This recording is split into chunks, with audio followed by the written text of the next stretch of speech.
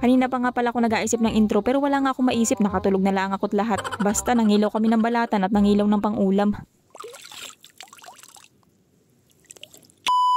At yun na nga guys for today's video, at dahil nga pala may hibas na naman ngayon sa gabi, kaya naman ay abala na naman kami ngayon sa dagat. So ay bakit parang nagmamadali na naman sa voice over? So yun na nga yung dati ko nga palang vlog, ginanguha kami ng sea cucumber o balatan. Nabanggit ko nga pala doon na mas madali nga silang hanapin kapag gabi. At dahil nga ang hibas ngayon ay sa gabi, ay di gabi kami mangunguha nun. Mapaumaga nga pala umapagabi ay lagi namin kasama sila Yasi at Johan kapag kami ay pumupunta ng dagat. Si Johan nga pala ay nakakatulong na namin sa pangunguha ng balatan, habang si Yasi naman ayun papriti lang lagi sa bangka. Palagi nga pala namin silang kasama kasi nga walang magbabantay sa kanila sa bahay. Kapag kasi kami naghahanap buhay, tulong-tulong talaga kami at walang naiiwan sa bahay. Nga pala sa mga nag-aalala kay Johan at Yasi na dapat daw may life jacket para in case na mahulog sila sa dagat ay hindi malulunod. Naku, may hasang yung mga yan. Kaya nilang manirahan sa ilalim ng tubig. Ginawang isda yung mga kapatid. Pero hindi po binilhan ko sila kaso ayaw nilang suotin. Kahit kapag naglalangoy sila hindi nila sinusuot. Sa bagay kami naman kasi ay nakagisna na namin yung ganitong klase ng buhay. Kumbaga si Yasi dati 1 year, sige wag na nga.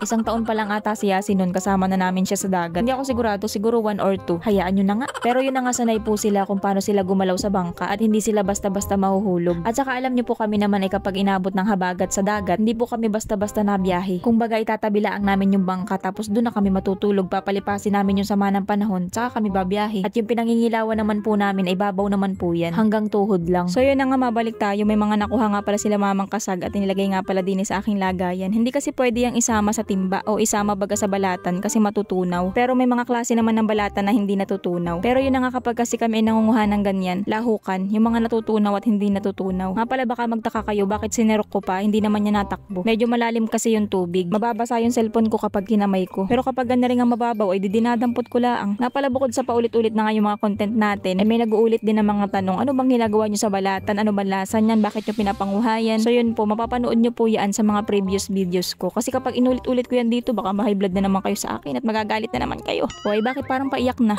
Pero yun na nga po, alam ko naman yung iba kasi first time lang nila mapanood yung aking vlog kaya nagtatanong talaga sila. So yun po, i-follow nyo muna ako para malaman nyo. Charis, may kondisyones. So yun na nga, hindi po kami nagluluto niyan para iulam. Pero nakapag-ulam na kami ng ganyan na kinilaw. At ang lasa niyan depende sa klase ng balatan. Yung 3 klase po niyan ay natry ko na siyang ikilaw. At na-content ko na rin po. Tingnan nyo na lang po doon sa mga previous videos ko. O diba, nagtanong ka lang naman na pag-utusan ka pa. Ilalagay ko na lamang po sa comment section sa mga hindi pa nakakapanood nun at gustong mapanood. At yun na nga, mabalik tayo gaya nga pala ng sinabi ko kanina, 'di ba madali nga silang hanapin kapag gabi. Gawa ng kapag umaga mga nakatago sila sa mga bato. Yung dumi lang nila ang makikita mo. Tapos hahanapin mo 'yun, magbubuklat ka pa ng bato. Pero yun na nga, tsinatsaga din namin talaga na manguha niyan ng umaga kasi hindi naman laging gabi ang hibas. Naalala ko nga pala nakapagluto na rin ako dati ng ganitong klase ng balatan. Akong tawagin din sa amin ay kaki. Ginataan ko at ayun, yanong kunat. Siguro kulang sa kulo na sobrahan. Mailan nga pala nagtatanong paano daw namin nakikita ang mga kasag kapag sila ay nakabalay sa buhangin o nakabaon sila sa buhangin. Kita po yung mga mata nila nakalabas sa buhangin. Ayan po yung mata niya. Pero hindi rin naman ako masyadong marunong magtingin ng ganyan. Si mama ang magaling sa ganyan. Nakita ko lang yan kasi nagagapang siya kanina. Tapos bumalay sa buhangin. Kapag ganda rin nga pala ang kulay ng kasag, matik yan ay babae. Kapag kulay blue naman, lalaki yun. At yun na nga, may nakita nga pala akong bobtail squid. Pinapanguha nga rin pala namin yan kasi nga masarap yan adobohin o di kaya ay prito. Kapag nga talaga ikaw ay nasa dagat, hindi ka maiinip. Nakakaaliw kasi manghuli ng mga lamang dagat tapos lulutuin mo siya ng sariwa talaga.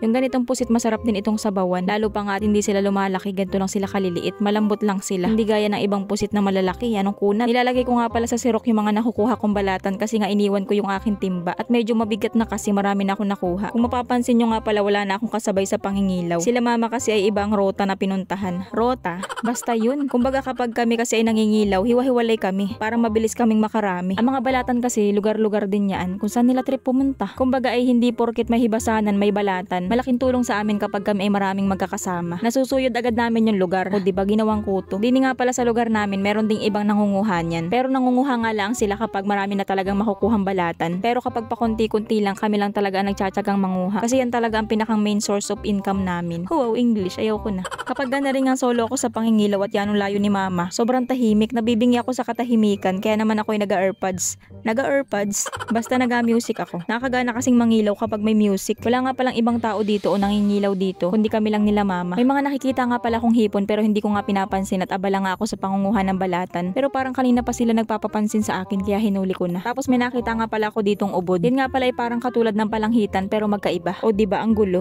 Pero yun na nga yung palanghitan kasi iba ang kulay. Merong kulay dilaw, kulay gray, kulay black. Yung ganere ay brown pala ang kulay. Pero iba't iba kasi ang kulay niyan. Hindi nga tulad nito ganyan lang talaga ang kulay nila. Pero ang mga palanghitan nga pala kadalasan makikita sila ay sa batuhan o sa butas ng bato. Hindi nga tulad ng mga ubod kadalasan silang makikita ay sa buhanginan. May mga butas sila sa buhangin. Madali nga pala makita yung ganitong klase ng balatan. Kahit malayo ka makikita mo agad sila. Dilaw kasi ang kulay kaya madali mong makikita. Hangin ng puti nga pala ang tawag namin dito. O diba? Pero dilaw. Wala kayong pakialam. Pero kapag sanay ka na nga manguha ng ganyan, madali mo na silang makikita sa batuhan. Minsan nga napapanaginipan pa namin ay. May nakita nga pala akong crab na hindi ko alam kung anong klase ito. Gusto ko lang ipakita sa inyo. Tapos may nakita ako ditong kapis kung tawagin din sa amin. Kadalasan nga pala yung mga ganito ay sa buhangin na nakikita. May nabasa nga pala akong comment na masarap daw itong inihaw. Gusto ko nga sana manguha niyan kaso masyado akong business. Wow, business. Tambak na kasi yung mga video ko, ang dami ko pang hindi na e-edit. Siguro mga 5 vlog pa yung nakatambak sa gallery ko. Nagkataon kasi na sunod-sunod yung mga gala ko. Abay syempre, kailangan din naman natin mag-relax. Pero hindi ko naman nakakalimutan na mag-vlog habang nagre-relax. Abay sayang din ang views.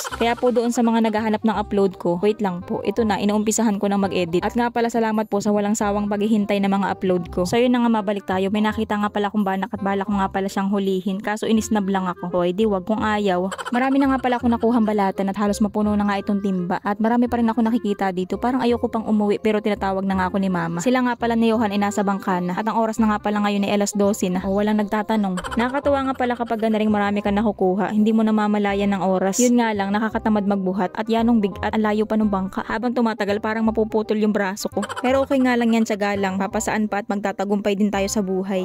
Ay, parang yan ang drama masyado. Pero yun na nga, hindi naman siya ganun kabigat kapag dumadaan ako sa tubig na hanggang tuhod kasi lumulutang yung timba. Tapos na nga pala sila papa mangilaw at nagkakape na nga pala sila. Kunti nga lang daw pala yung mga nakuha nila mama kaya pumanhik na agad sila sa bangka. Hindi pa nga pala kami uuwi niyan, magkakapilaang muna kami tapos lilipat sa ibang lugar. Kasi hanggat may hibas pa at may nakukuha pa naman kami, tuloy lang kami. Kapag pagod na kami at hindi na kaya ng power, saka kami uuwi. At yun na nga guys, bago tayo magpatuloy ay shoutout muna kay Kagawad Chantal Abililia, Marheyo, Mark Abella, Bautista at Laguardia family, Rail Gakayan, Shabi Italio, Gina Capada, Jasmine Santos, Balent Faith Haromay, Mary Ann Bumbales, at kay Ate Mia. So yun na nga, mabalik tayo. Bali wala na nga pala akong nakikitang balatan, puro mga hipon na lang at isda. Hinuhuli ko na nga rin pala para may pang-ulam kami. Bali pagpasensyahan nyo na nga pala yung pagkaka-video kasi minsan talaga ay nagkakaroon ng wiri-wiri baga. Wiri-wiri? Ano yun?